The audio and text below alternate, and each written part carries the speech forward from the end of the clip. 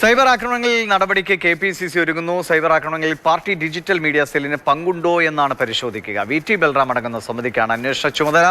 അമൽ തേനമ്പറമ്പിൽ വിവരങ്ങളുമായിട്ടുണ്ട്. അമൽ, cyber സംവിധാനത്തിൽ അങ്ങനെ ഒരു ഡിജിറ്റൽ വിങ് ഉണ്ടോ, പ്രവർത്തിക്കുന്നുണ്ടോ എന്ന് അറിയില്ല എന്നായിരുന്നു കഴിഞ്ഞ 2 ദിവസം മുമ്പ് VD സതീശൻ പറഞ്ഞു. ഇപ്പോൾ എന്തായാലും VT ബൽറാമിന് അങ്ങനെ ഒരു അന്വേഷിക്കാനുള്ള ചുമതലയൊക്കെ നൽകിയല്ലോ. VT ബൽറാമിനായിരുന്നു ചുമതല ഉണ്ടായിരുന്നത്. പക്ഷേ VT ബൽറാം സ്ഥാനമൊഴിയുകയാണെന്ന് നേതൃത്വത്തെ അറിയിക്കുകയും ചെയ്തു. തുടർച്ചയായി ഉണ്ടാകുന്ന സൈബർ ആക്രമണങ്ങളുണ്ട്. മാത്രമല്ല, ഈ കോൺഗ്രസിന്റെ സോഷ്യൽ മീഡിയ പ്ലാറ്റ്ഫോമുകളിൽ നിന്നും വരുന്ന പോസ്റ്റുകളും മറ്റും ദേശീയ തലത്തിൽ പോലും ബീഹാർ അടക്കമുള്ള വിഷയം ചൂണ്ടിക്കാണിച്ചിട്ട പോസ്റ്റുകളടക്കം ദേശീയ തലത്തിൽ പോലും പാർട്ടിയെ പ്രതിസന്ധിയിലാക്കുന്ന തരത്തിലേക്ക് പോയിരുന്നു. അതിനാൽ തന്നെയാണ് ഈ വിഷയത്തിൽ ഒരു പൊളിച്ചുപടി വേണം എന്നുള്ള ഒരു ആലോചന ഇന്നത്തെ KPCC യോഗത്തിൽ ഉണ്ടായത്.